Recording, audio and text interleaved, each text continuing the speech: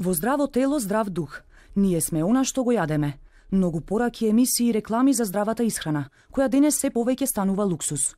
Во борбата со гладта која се уште убива луѓе, светските научници работат на нови методи, како да се дојде до што поголеми приноси на храна. Во лабораториски услови во доцните 80-ти се појавува генетската модификација. Откако едни од најголемите увозници и дистрибутери на храна во Македонија беа уловени со производи со генетски модифицирани организми, ова контраверзно прашање се актуализираше уште еднаш во земјава. По потрага по одговори се наоѓаме во лабораторијата на Земјоделскиот факултет, каде ќе дознаеме што точно представува ГМО. Зоран Поповски е специјалист по генетски инженеринг и шеф на катедрата за испитување на ГМО, која досега државата ја искористила само еднаш за истражувачки цели. Иако Агенцијата за храна овој месец детектирала за прв пат ГМО во Македонија, Поповски смета дека генетски модифицираната храна е насекаде околу нас. ГМО е генетски модифициран организам кој што е добиен на начин да во него е вметнат ген кој што природно тој во својот геном го нема.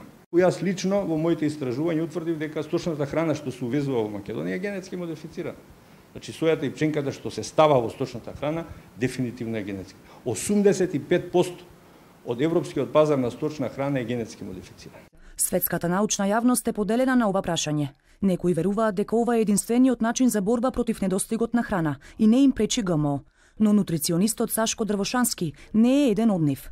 Тој е дециден дека генетски модифицираната храна на долг период остава последици врз здравјето на човекот. Денес веќе постојат јасни научни сознанија кај кои што при изложеност, односно при примена и внес на овие видови на храна подолг период, година, година и пол и две, веќе се јавуваат всушност јасни индикации и поврзаност на примената и конзумацијата на овој вид на храна со појава на одредени системски хронични заболувања како канцер или други нарушувања на здравјето на организмот. Од пченка и соја, зеленчук, овошје, па до секакви грицки, чоколади и детски кашички. ГМО во светот може да се најде насекаде. Поповски пак вели дека досега нема научни докази дека овој метод на производство е лош за човекот, но потенцира дека неопходна е строга контрола, затоа што постојат најразлични верзии на генетска модификација.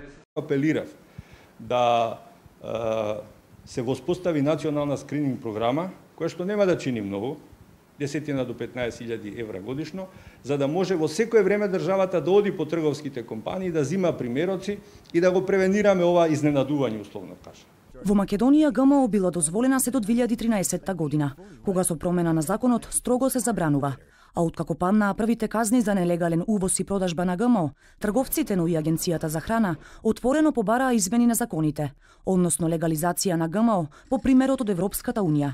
Надлежните министерства не дадоа конкретен одговор на прашањата на телевизија 24 дали ќе има измени во ова поле, а не прецизираа ниту од владата.